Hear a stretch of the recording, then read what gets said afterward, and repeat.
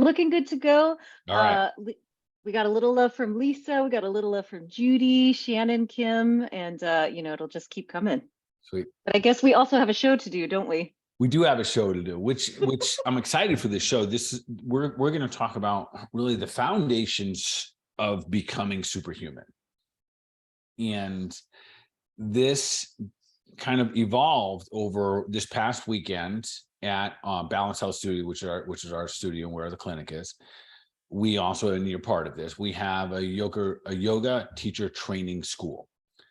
And I get the opportunity to come in often and share a little bit, usually on Saturdays during those weekends, for an hour or two and kind of chat. I do my thing, whether it be anatomy or nutrition or physiology. And it was a reminder, even though I was talking to an audience is very well educated, working very hard and learning many things from anatomy to philosophy to many different things, yet the foundations could be repeated over and over and over and over and over and over again. So I'm going to do my best to just kind of collectively take together like 10 months of the Health Made Simple show and put them all together here. And then also I'll share, if it seems fitting, I'll share some of my personal biohacks on a day like today, where it just happened to land. So today's November 8th. It happened to land on a Tuesday where I'm in clinic on Tuesdays. And a lot of the, people that came in multiple times, and I guess I just take it as a compliment, or I don't know, they'll say, you're 53. Well, what do you do? What is your thing that keeps you healthy and strong and vibrant or whatever? And, have energy. So, and it's hard sometimes when I guess ask that question, because I don't necessarily perceive it that way. Right. So yeah, it's hard.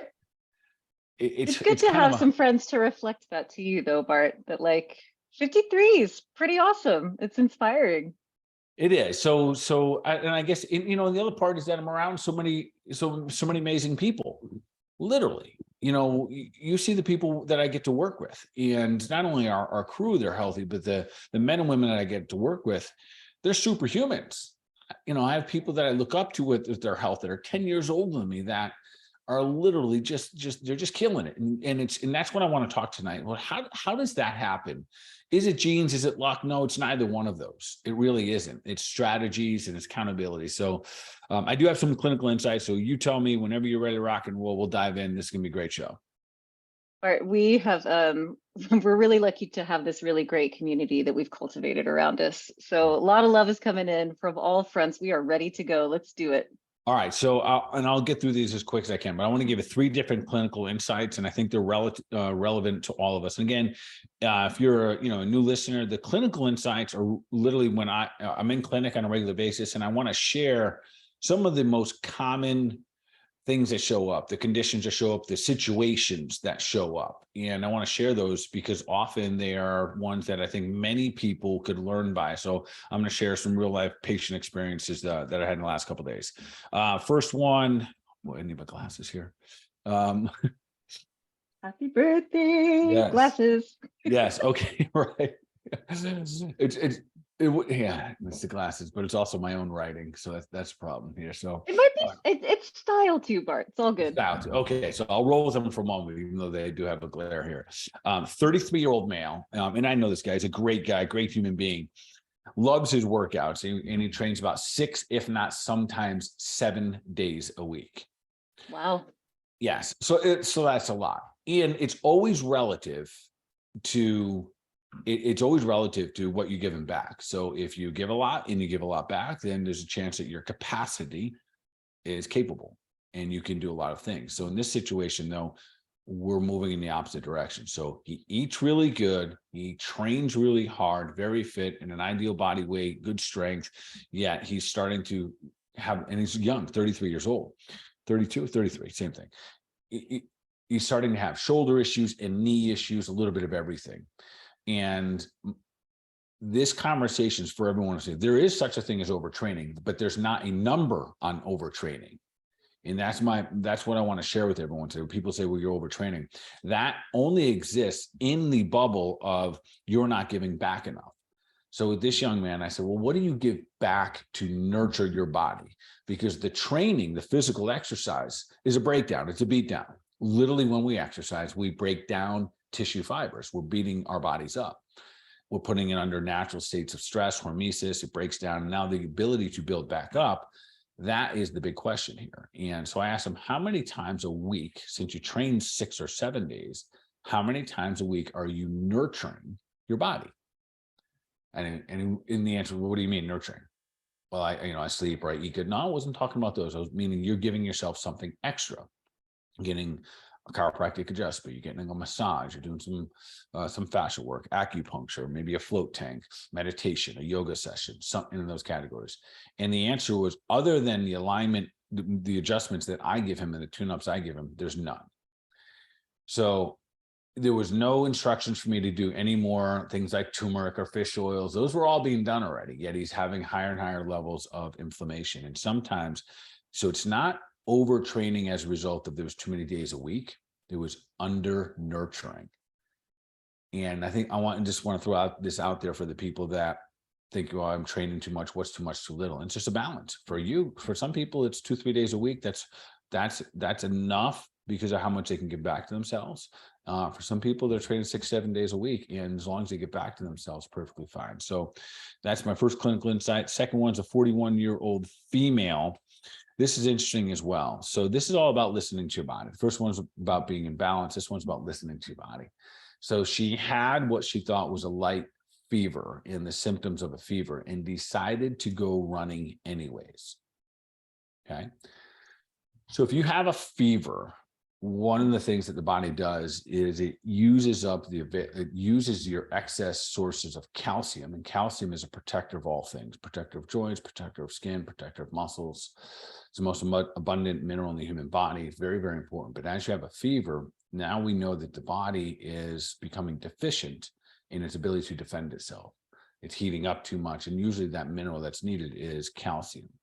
And then if you were to have a fever and go running, whatever joint was moving the most is most likely going to receive the most damage.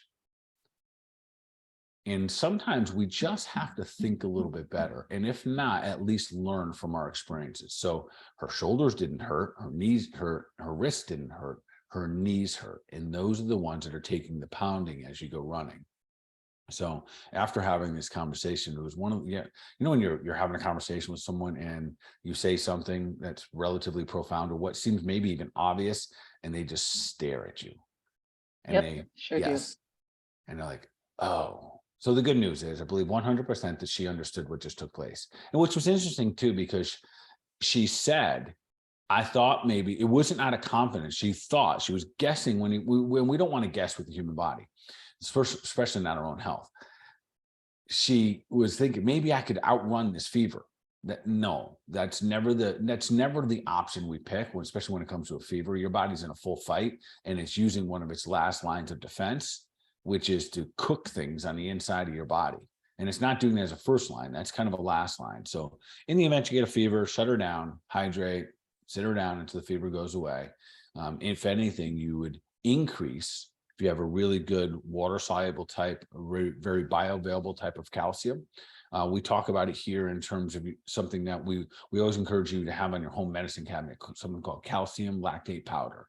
That is a phenomenal source, phenomenal resource in the event you're experiencing fever. You just start bringing that into your body, so your body has more tools to defend itself. So that's the clinical insight number 2, and insight number 3, which this is probably the best one of them all, just because this again is an eye opener. So on 3 occasions since October 31st, which is 8 days ago, on 3 different occasions, I've had moms come in and ask me if there's something going around. And one asked, is everyone coming in with allergies, was one of the questions. And the other 2 essentially were insinuating, is there something going around? Meaning meaning all their kids are sick.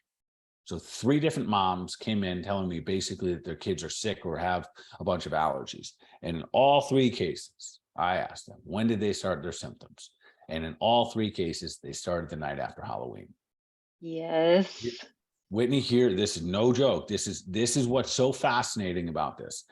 They were thinking that because they were out with other kids, they picked something up from the other kids. What they picked up was candy bar after candy bar after candy bar.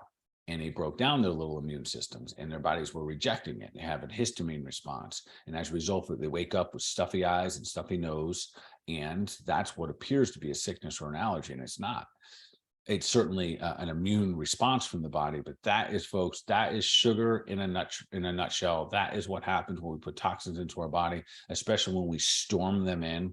You know, listen, you have a kid has a piece of candy every now and then, got it.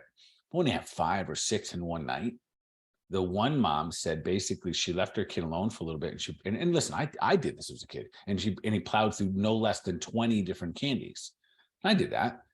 And also, you know, I always had a stuffy nose and runny nose, stuffy sinuses and runny nose. So again, awareness. And especially, folks, this is what I wanted to really bring up. That's like a no-brainer. And listen, if you still got Halloween candy, don't give it away. Don't spread it out. Throw it away.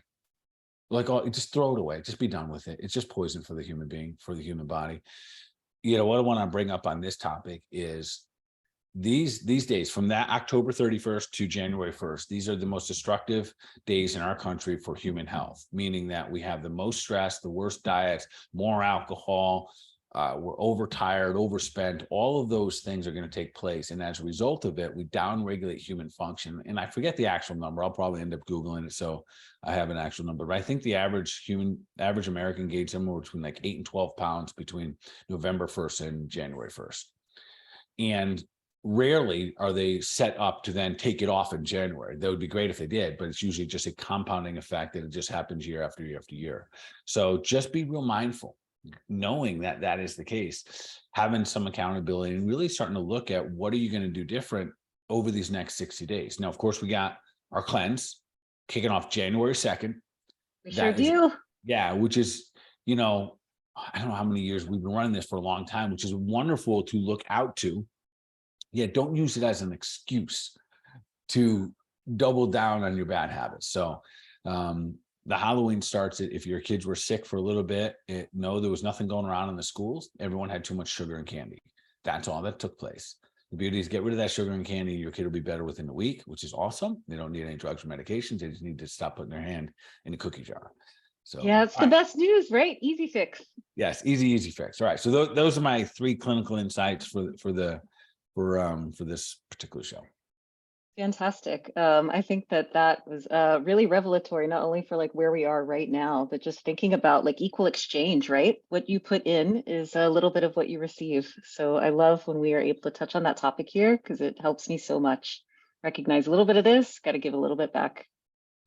Yeah, and those are ongoing. I think they're for every one of us all day. So the one conversation about being out of balance was with working out. Yeah, it could be the same thing with, it might be work, or it might be anything else where when we say out of balance, it doesn't mean it has to be less that you're doing, but the counterbalance might be more of something else. Right. So there's so many, and I know, you know, for our podcast here, I know that there's going to be a lot of entrepreneurs listening. I know there's a lot of go-getters, and there's nothing wrong with that. In fact, I think we should embrace it in a healthy way. Not the old school way. I did the old school way, working 4 or 5, you know, like sleeping 4 or 5 hours a night. That doesn't work. But when we start to develop the balance, we recognize that we are capable of incredible things. We are essentially superhumans, as long as we are swinging that pendulum where if we're going to use a lot, we give back a lot. Yeah. Yeah. And it feels good too. It feels good to schedule some good services for yourself, little relaxation and reward you deserve. It does. And again, I think we're in an environment, especially, you know, with the clinic and the cafe and Prema and everything, where more and more people collectively, and so there's like this collective consciousness that we all benefit from. And I'm praying that, you know, something like this, the Health Made Simple podcast, gets to extend beyond just our community, where it literally just kind of leaks into other people in other communities, where people, you know, literally start to enjoy and embrace the idea of taking care of themselves. I go to certain communities where it's almost as if like no one does massage there, or or people aren't taking care of themselves. Where our massage therapists here in our community, they're booked all day, every night, every day, because this is what people here in our community do. So it's an interesting set of consciousness and decisions that get made. And massage is just one example, but giving back to thyself is, I think, something that would be beneficial to us all if we continue to embrace that concept of just, how do I love on myself a little bit more this week? Absolutely. We have a little something to say for our superhumans and the foundations of it. Should we slide into that part? Yeah, let's do it. This is so the way I want to approach this is I think by now, everyone, if you haven't heard me talk about the superhuman, really what I mean by that is that as humans, we are literally super.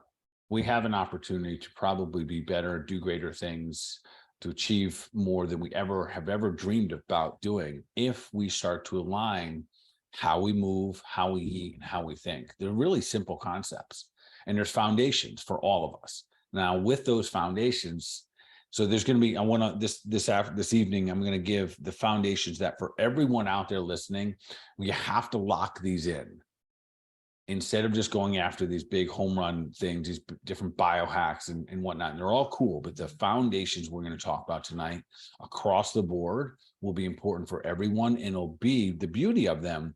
If practice over and over, you are in the process of becoming the best version of yourself. Now, with that said, Whitney, there's also vices. And this comes with my 25 years of experience of just listening to patients. There are common vices that we almost all have when it comes to moving, when it comes to eating, when it comes to thinking. So I'm going to break it down. So we're going to go through each one of those categories. What's the single must-haves? What actions must we take when it comes to moving?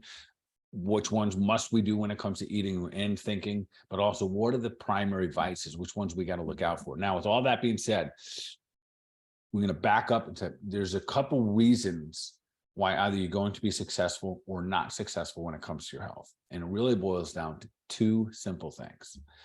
And one is you either do or you do not have a strategy.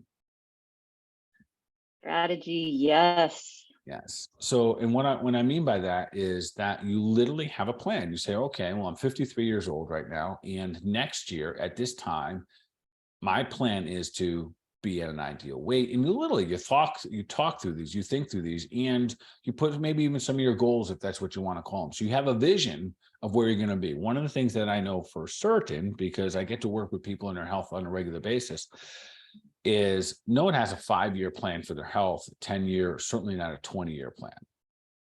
And this is a bummer because a lot of people, probably not enough people, but a lot of people do have that plan when it comes to their businesses or when it comes to their finances. And that's why a lot of people save money, because they want to have it in the future. Yet that same philosophy, when we look at the actions people are taking, they're not saving their health right now to have it in the future. It might be just the opposite. They're burning it up on a regular basis. So number one is to have a strategy. We'll walk through that tonight, what that looks like. And then the second is accountability. This is where it gets a little sticky. Sticky is not the right word. It gets a little sensitive. So one, to give other people accountability is a big thing. And that means you have to have trust in them. You have to have some good friends, good family members, and coaches, mentors, doctors. And I think that's one of the biggest reasons right now that we don't see more and more people just living the most abundant, healthy life that they possibly could, is because there's very, very little accountability. And I'm going to hold the entire healthcare profession at fault. I don't want to call it blame, but kind of like they're part of it. Healthcare providers should not necessarily always just play the role of Mr. or Mrs. Nice Guy. They should be playing the role of, I'm going to hold you accountable for all of the things, not just the things that show up on your labs, but the other things. And as we go about eating and moving and thinking, we'll address those because they become blaringly obvious that no one's holding us accountable for those very things. So is that clear kind of how we're going to map this out? Mhm. Yeah, and I feel like it's pretty awesome that you are then holding healthcare practitioners accountable as well. Like it's an equal exchange even there. But let's see. So we got a couple things we're going to look at from every topic: strategy and accountability. Yeah. And then it goes a little bit deeper from there. I know. So I'm pretty excited Yeah. about it. Just in general, if you want to become superhuman, three things got to get better. You get how you move, how you eat, and how you think. And with every one, there's a must, and there's also a vice or a trigger that we have to identify. So everyone listening to this, here's what I'm saying. You have a trigger or a vice when it comes to how you move or don't move. You have a trigger or a vice when it comes to food or your nutrition, and same thing how you think. And we're going to dive into those right now. So let's do it, because I think it'll make sense as we're doing this. All right, so let's talk about the first one first, and that is movement. So we got to move. Everybody knows the old saying, if you don't move it, you lose it. And it's very, very, very true. The biggest vice that we have, everybody, there's maybe a small group of people that don't, is that we are collectively becoming too sedentary as human beings. Just real simple across the board. The second part of that I would throw in there is that most likely collectively, I'm not talking about a small sector of the population, but we're becoming too weak, physically too weak. We're not as strong as we once were. Now, mind you, in the gyms, which is a small section of our population, there's some really, really strong people, but they don't get to share their strength with us, right? We have to they don't get to pass their extra strength out. So let's talk about that a little bit more about being sedentary. If we don't identify this way, and this is part of the challenge, if we don't identify that we have a real sedentary lifestyle, we're sure to heck not going to go do anything about it. So when it comes to sedentary lifestyle, what do I mean by that? For the average person, sitting 6 to 8 hours, I think that's the average American sits at least 6 to 8 hours a day. I've always been polling people on this, and most people will tell me that they don't. Occasionally people are like, I sit all day long. But the ones who don't, and then I walk them through this for everyone listening to this, and listen, because it's a gut check when it comes to sitting. So just imagine this. You go from your bed, you get up, most likely go down, or you go into your kitchen, grab a cup of coffee, and you sit down, most likely. Maybe you sit down at the table and you read I don't know if people read the newspaper anymore, but they read their email, they read the news, they do something, they sit down. Then they get up, and that might have been 15, 30 minutes. And then they get up and they go take a shower to get ready for work. And then they get in their car where they sit again. And they drive to work, say that's 30 minutes. So in the first 2 hours a day, you've already sat 50% of the time, an hour of it. And then you get to work. And the majority of people work at a desk. Now, there are certain professions that don't. I don't necessarily sit at a desk. And I want to define when people say, oh, no, I don't really sit. I'm always moving and grooving. I'm always busy. Busy does not count, because when you are busy in that kind of that fight or flight state, it's still very stressful for your body. So we'll talk about movement in a different way, but sitting itself. So I think maybe people will sit at their desks 3 hours, 4 hours, 5 hours, 6 hours a day, 5, 6 hours possibly. We already did one in the morning, so now you're at 6 hours. You get back in your car, listen another 30 minutes. You're at 6.5, 7 hours. You get home, you eat dinner for 30 minutes at least, right? So you got 7 hours, sit down, watch an hour or two of hour or two of boob tube, 6, 8 hours, 9 hours, 10 hours easily. And we're just not designed to do that. So we need blood flow. Without oxygen, we die. So we need to get more blood flow. So strategy number one, a must, is you got to move your body every single day. We've got to get our bodies moving in such a way that it improves our human health. So I'm going to get specific here and say there's two things. One would be, and identify, this is what I'll tell everyone listening to this today, or tonight, or whatever time of day you listen to this. Determine which one of these would be your biggest vice and get after it. Create a strategy to improve it. Have you, as a result of becoming a sedentary human being, more sedentary than you naturally would be, let's put it that way, have you become too tight or too inflexible, or have you become too weak? And there's a chance you might say both, but pick one of those. Pick which one of those is your worst. And this year, get better. And I say a year because I want to map it out this way. So let's just say you think, man, I'm weak. I'm really not that strong anymore. I can't pick up heavy things. I can't pick my kids up, or a dog, or I have to get smaller dogs because I can't lift the big ones, or whatever it may be. If you had a year to get stronger, you can get really strong in a year's time, really strong. Anybody could. And the same thing with flexibility. And I'm gonna get real specific in this in a moment. Flexibility, it's this simple. Most people are getting tighter unless they're intentionally doing something to become more mobile. Because sitting in the same postures over and over again means one muscle gets long, one muscle gets short. So if I was to make a general broad statement, and in this category, again, this is 25 years of practice. Here's how I'd map this out. Women get stronger this year. Men, go do some yoga. A pretty safe assumption, I think. We can all benefit. Yep. And really, what do we see the opposite of? We see men in the gym, right? And no one get mad at me for saying it this way. Men are mostly in the gym and ladies are in the yoga studio.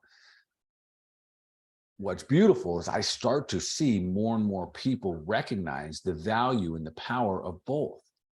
And that's really where the answer lies. So when it comes to movement, make no mistake about it. If you're not focused on getting stronger or more flexible, most likely you're aging faster than you need to be, because being tight is not a natural state for the human body. No, we're born like Gumby, right? It's just over time, we get tighter and tighter, and then eventually we die in a state of rigor mortis. So you want to get that pendulum swinging back toward Gumby as much as you possibly can.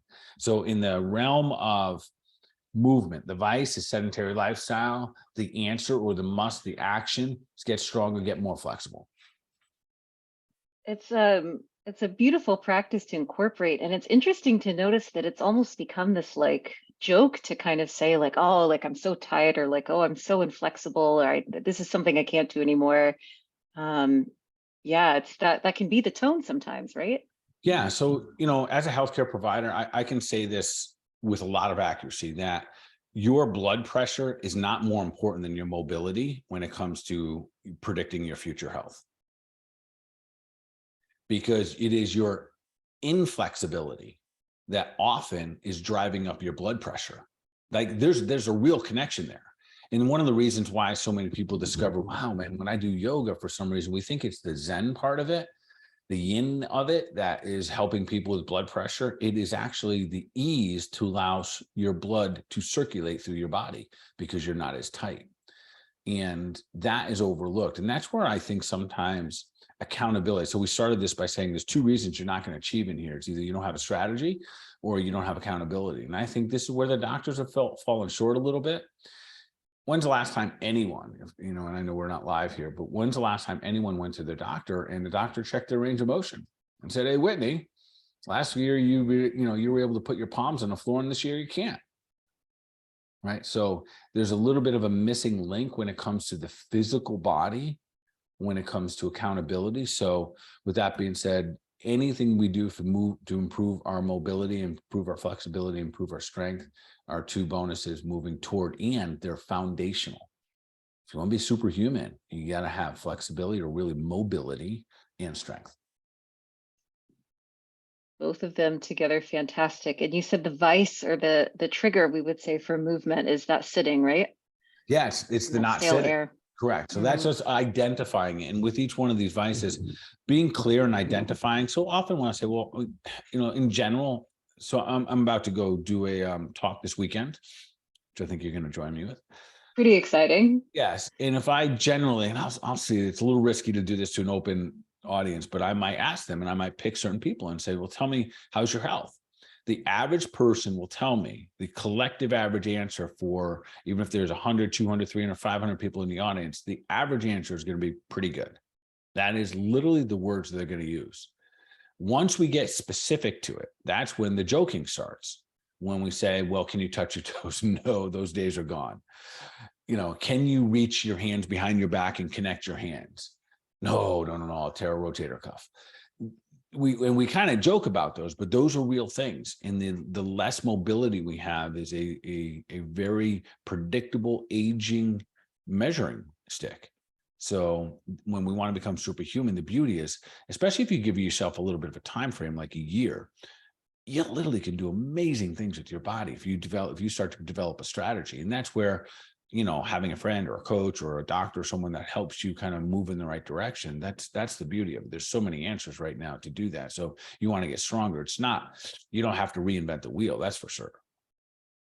Would you say that push-ups would be something that could help us get stronger movement-wise, Bart?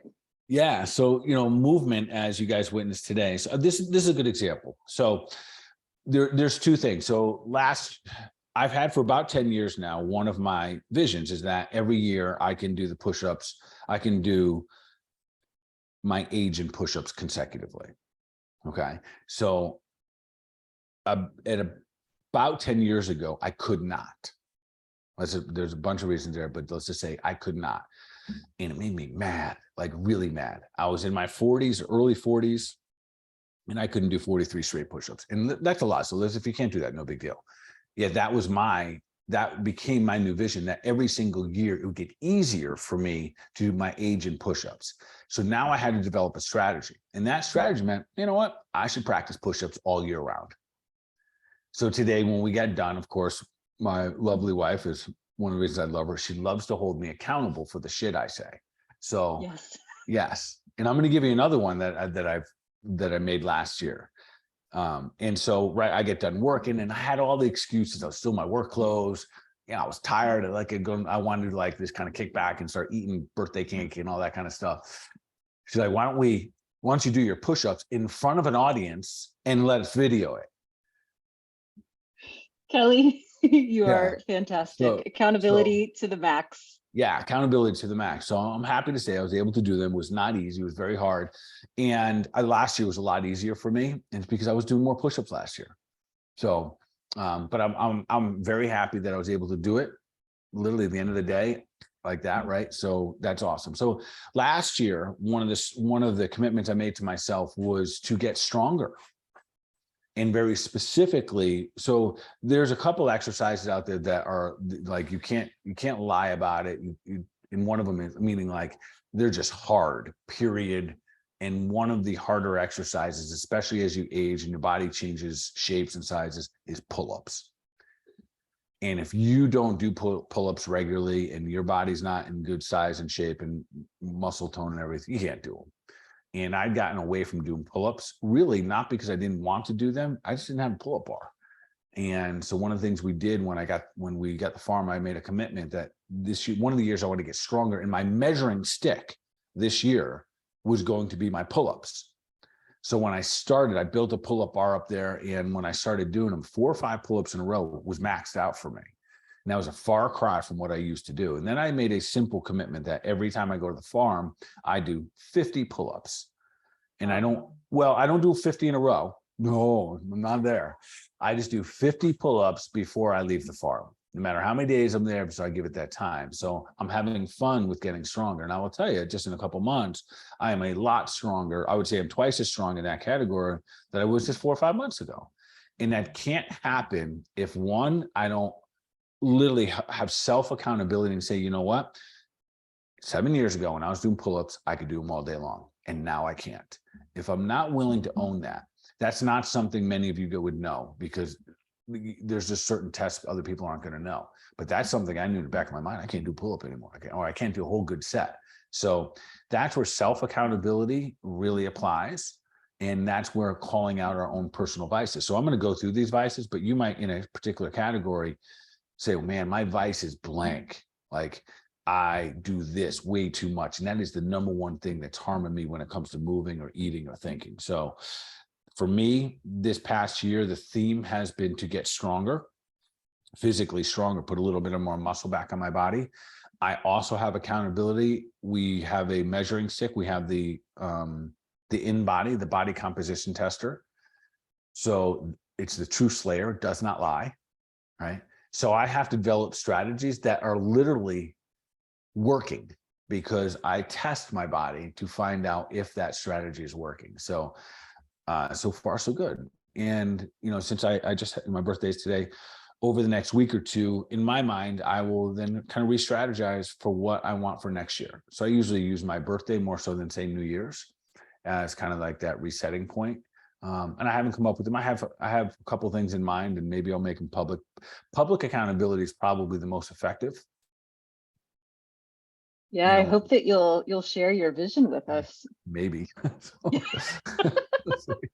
It really makes me I think of for our listeners who remember PE class, Mhm. when we used to have that annual check-in of like, how fast do you run the mile? How do you perform on the sit and reach? Like truly the pull-ups, the Yeah. push-ups, Yeah. sit-ups. Remember sit-ups? That was like a big part of that day. Yes. How many can you do in a minute? The sit and reach, all of these things. And unfortunately, I don't know why they're gone. Yet somehow, some way, I'm going to make sure that they're slowly sure there's going to be better measurable ways. And we're already working on some stuff. My wife and I are working on some stuff, measurable ways that we can start to have people help have their own accountability methods to know about their mobility and flexibility. And mobility a little bit different, and we'll get into that another time. Yeah, those are really important things, and especially after all these years of practicing. I know we're spending a lot of time on movement here, but after all these years of practicing, no one ever complains about being old until it's hard to move. And then they start saying, oh my goodness, my golf swing's not good anymore. I can't hit the ball farther because I can't rotate, or just whatever. It's hard to put on your shoes. And listen, I know this sounds crazy, but sometimes I'll just look at their shoes and I know whether or not they haven't been moving their back properly for years because they no longer wear lace shoes. This is real. Yeah. So if you are someone who is looking to incorporate a little bit more movement into your life, would you find, like, for example, you have this intention for the 50 pull-ups when you go to the farm. Does that edge a little bit beyond your capacity? Or would you set your goals, like, say it's someone like me who doesn't do 50 pull-ups a day. Do you set your intention like just a little bit beyond what your current practice is? Well, I think they need to be, this dives into a little goal setting. I would say this: set them higher than you expect. And here's why. And I just had this conversation with my wife. Set them higher because we have to be willing and go for it. And then all you do is learn. You give it a time, right? So you're going to say, in this period of time, maybe it's a year, 6 months, whatever it's going to be, that I'm going to go for this, and this is how I'm going to measure it. And you get there in a year, and then all you do is next year say, I'm going to do one better. That's it. No matter how hard it was or how easy it was, you just say, I'm just going to do better next year. And we don't get caught up in, like, well, I didn't reach my goal. I set it too high, too low. You just make an adjustment in that moment that you get to that time frame, or you might adjust along the way. The beauty is this: is that we're allowed to change our minds. Like we are, like that's a legit real thing. Even if you make a public announcement, well, I got a blank. Like, you know what? If it doesn't work out, it doesn't work out, and change your mind. And be accountable for the reasons why you're changing your mind. So to your point, so maybe it's not 50 pull-ups, but I was still making something that, so when I made that commitment to 50 pull-ups, I was only doing 4. Wow. Yeah, and they hurt. Like the next day, I was like, man, I think I pulled something in my shoulder. Like it hurt. Like didn't feel good. So I could have quit. And so then, it morphed from there. And yeah, and truth is, at this point, I got to raise my number because I can do 50 easy now through the course of the weekend. So it's time for me to change that number. So to answer you, do something pretty lofty. And I think that when you start tapping into that superhuman part of yourself, you'd be surprised at how much you're capable of. That's a beautiful thing. Yeah. All right, let's keep rolling here so we don't run out of time. Anyways, all right. So the second part of this so that was first is how you move. The other part is eat. So I will cover the basics first, and we'll talk about some of the vices.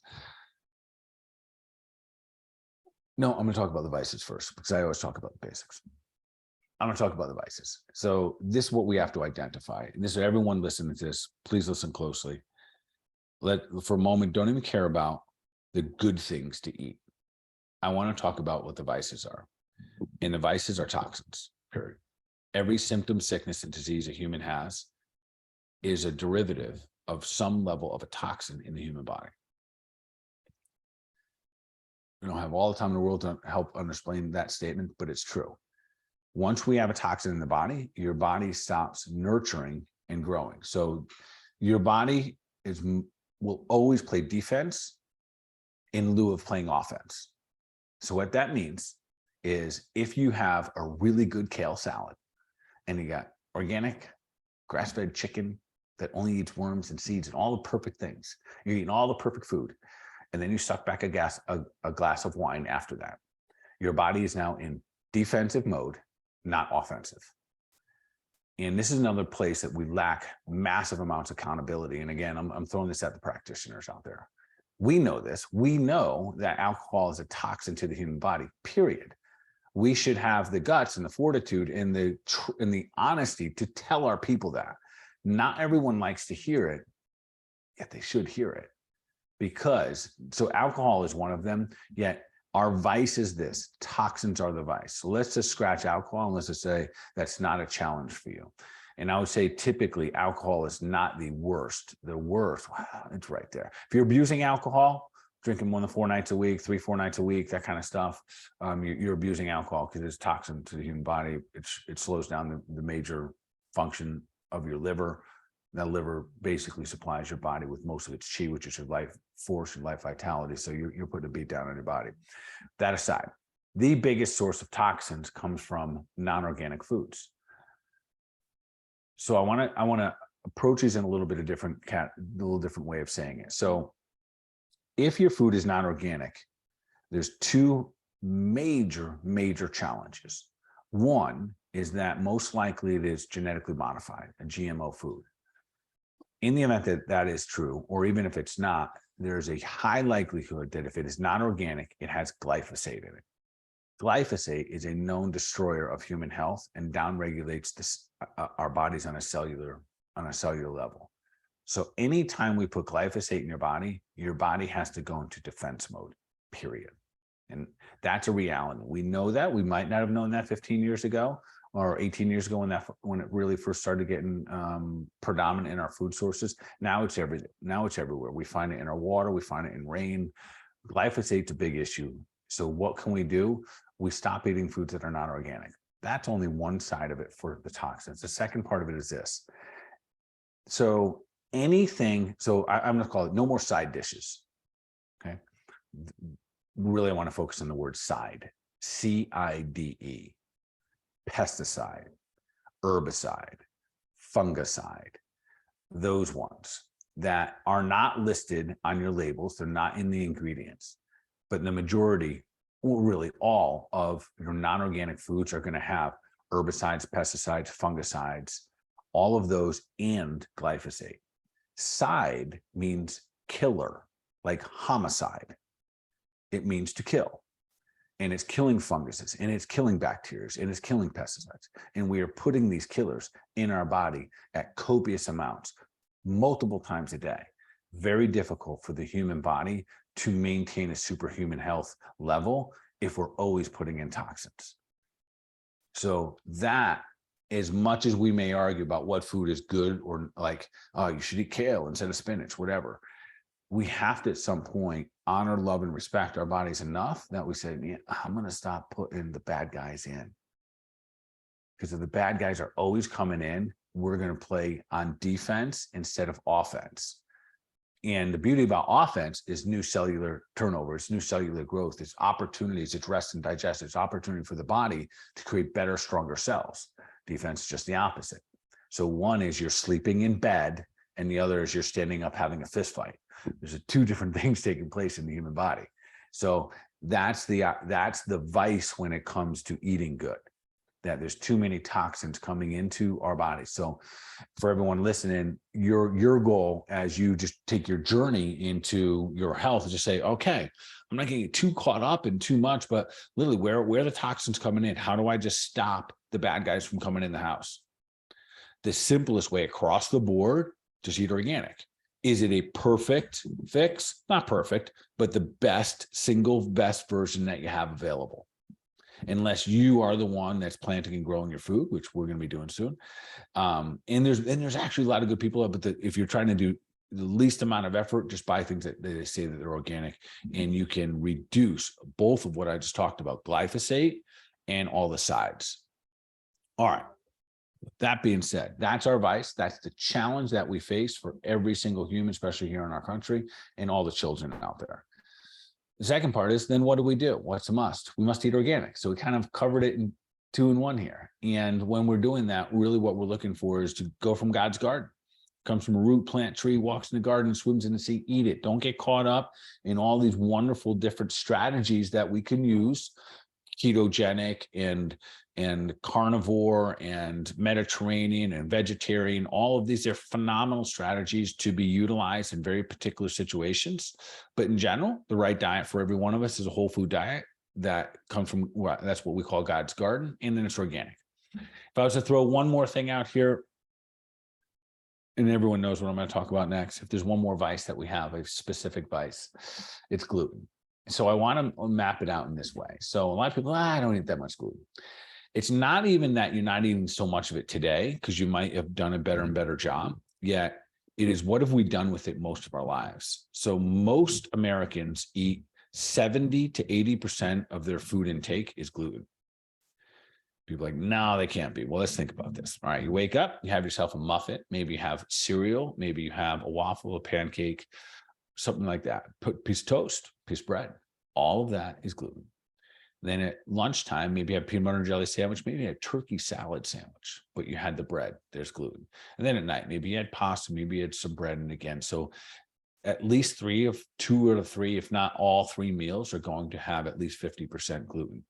And what that does, so the gluten that's made today is way different than it was when I was growing up. And there's about 500 times more gluten in the wheat, the way that it's produced, the way that it's been essentially processed and crossbred. So there's much more gluten, and we're eating it more. And the challenge there is this, is that now, as a result of so much of it, we are hypersensitive to it. So when we do finally take it out, it doesn't take much to ignite the system by just putting a little bit back in. So some of the biggest changes that I get to see, especially the big ones where people say, oh my goodness, I can't believe my brain fog went away. I can't believe that I've lost this weight, or my skin cleared up, or my joints hurt less. The one thing that does the biggest impact across the board there is typically gluten. And gluten is most of the time, because it's not going to be organic, you're really talking about something that's glyphosate and all the sides. So it's kind of a triple whammy. So if we're going to get rid of one thing, let's get rid of that one. Let's look at all of the toxins coming in on your path and road to becoming superhuman. The least amount of, think of Superman. If he just carried around kryptonite all day long, even Superman would be weak. We are doing that.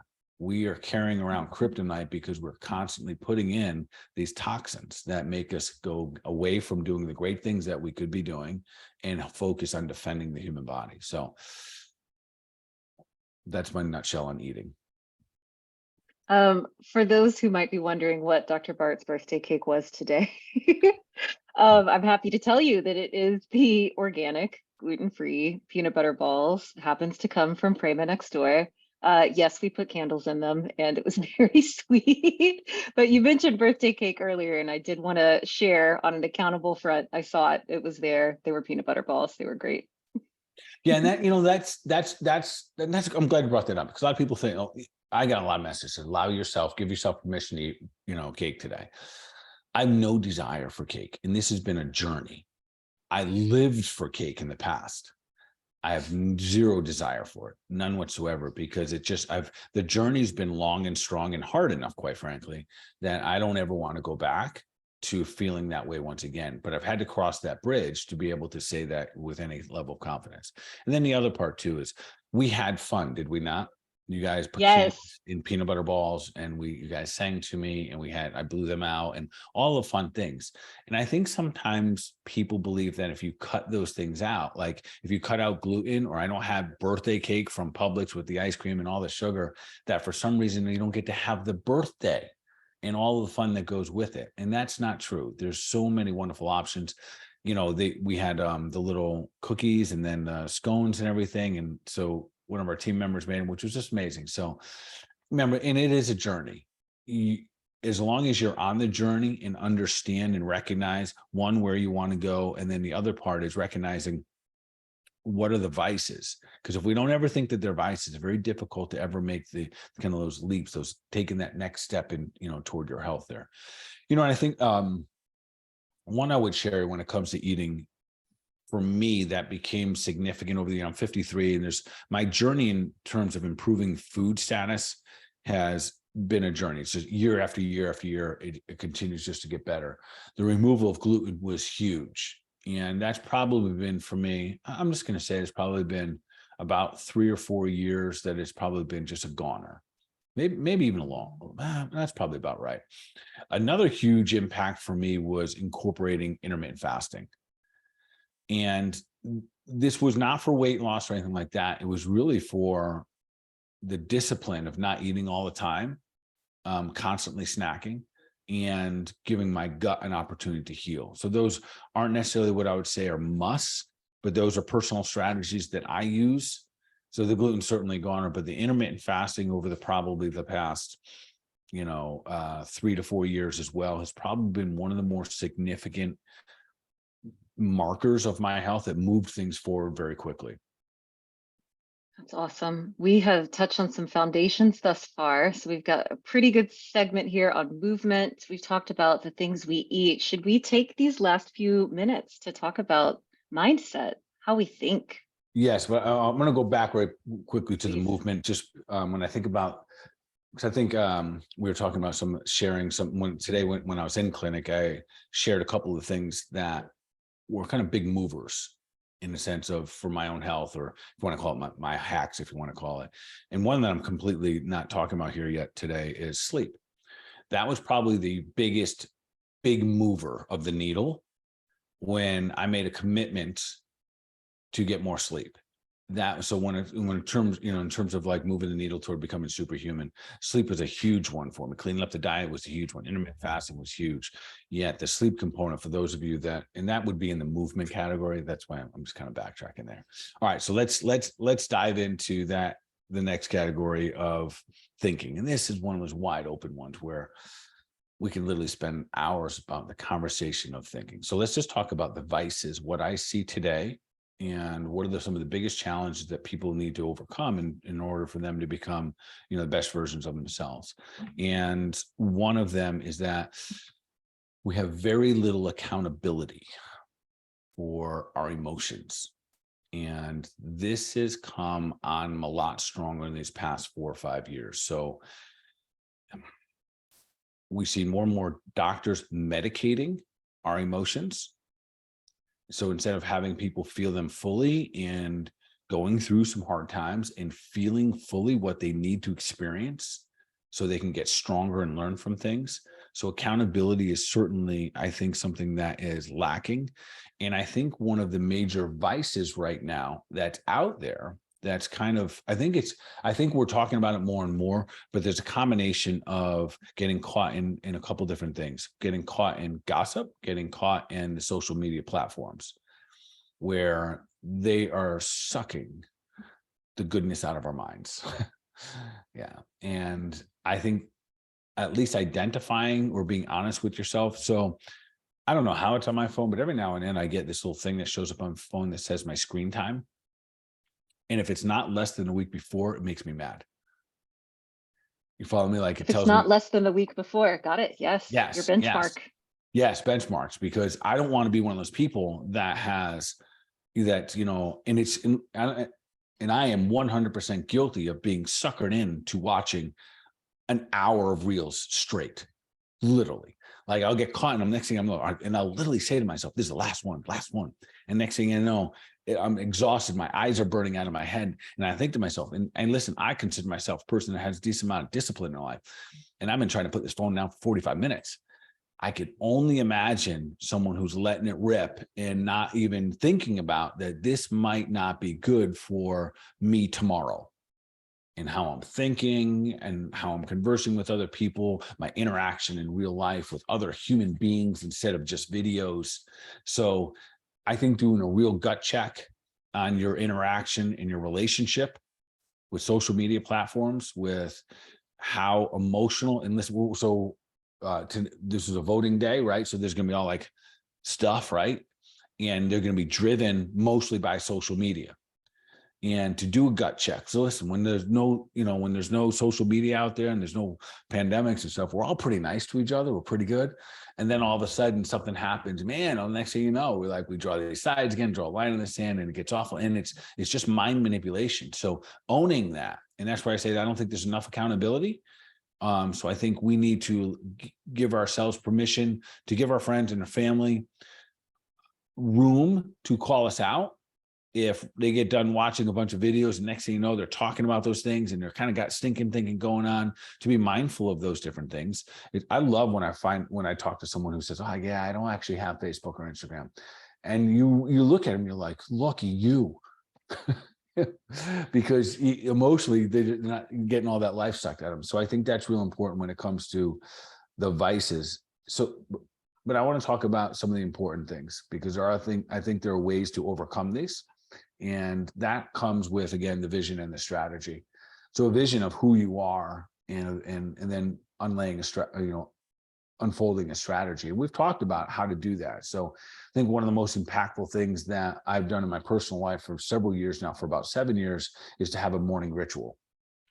And my morning ritual, no matter what happened the day before, what I might have got sucked into, what I might have listened to, wherever I got off track, my morning ritual is my reset.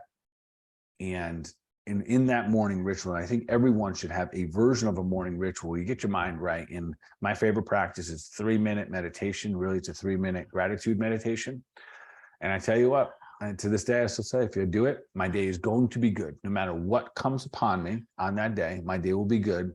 If I start my day and basically giving love to the world for 3 minutes straight, which is a pretty long time to do, there's no way I'm having a bad day. The difference is when I don't do it, I'm not saying I have a bad day, yet I would say that it's more flip a coin day. And how does that look? When I do my morning meditation, it just rolls. My wife knows it. I know she can feel it. I know every one of my dogs can feel it.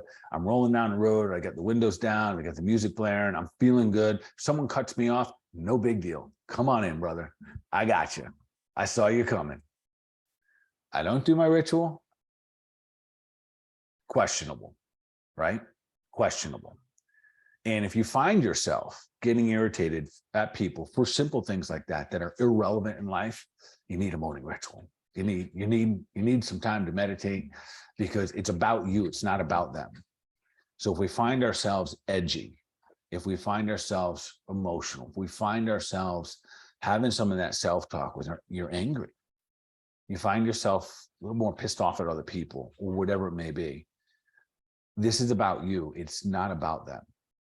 And we're in a situation right now, there's so many lures to bring our brains in places that aren't really helpful for us to be awesome human beings. And the availability is out there as well, but they're so in our face. So I would suggest, if you don't have a morning ritual, mine is really simple. I do 3 minutes of meditation. And then for 3 minutes, I think about all the people and all the things and all the dogs and even the possessions that I have that I'm super grateful for. And I keep doing it until I can't come up with any name or thought or anything. And when I'm done that, it just feels good. So it's for the universe, but it's also for myself. The second part, and this, I don't know if I would call this a must in order to become a superhuman, but I know it's really, really damn good. I also made a commitment last year that I tried to make 3 intentional edifications every day. Edify 3 other people every single day, even if I'm not talking to people. So if I have to do it on Facebook, I do it on Facebook, but somehow I'd love to do them all face to face. But edifying others, 2 people end up walking away with the emotion of love. That's cool. So that's a little one. I don't know that that's a must, but it was part of something that I've incorporated since last year's birthday. And I find it being very, very effective in I guess, just really spreading the love. So, and that's a common thing that I'll say, just keep sharing out, keep spreading the love. And that's a simple way to do it. So that's a little bit of a wrap. The foundation of becoming, superhuman, become the best version of yourself, how you move, how you eat, how you think, identify the areas that are probably weak links for you. I think we all share a bunch of them that are common. And the foundations for moving, eating, and thinking, they're common as well. And then you can take them anywhere you want to go. Yeah, and just having a conscious vision of where you're headed is so beautiful. And I can't believe we find ourselves here on such a special day, Bart, on your birthday. On my birthday. Our last and wonderful question here. What is one step that our listeners can take towards becoming superhuman? I think is to think like a superhuman. Put your mindset on, think what would a superhuman do? What would Superman do, right? So he would stay away from his kryptonite and he'd go out and do good things in the world. That's so if we start to think like that, there's much more of a likelihood that we'll start to create plans and strategies and see what it takes that we need to do to level up in order to be that human being. Beautiful. Well, thank you all so much for joining us here on the Health Made Simple show. Yes, and of course, thank you everyone for showing up. And of course, keep doing your thing, keep sharing it out, keep spreading the love. If you have an opportunity, you're on Spotify or one of the other platforms and you get a chance to give us a review, we love that. Please do that. Thank you for all the happy birthday wishes. Appreciate all of you guys. And of course, we're going to continue to take deliberate action for the mind, for the body, for your overall wellness. Y'all be awesome.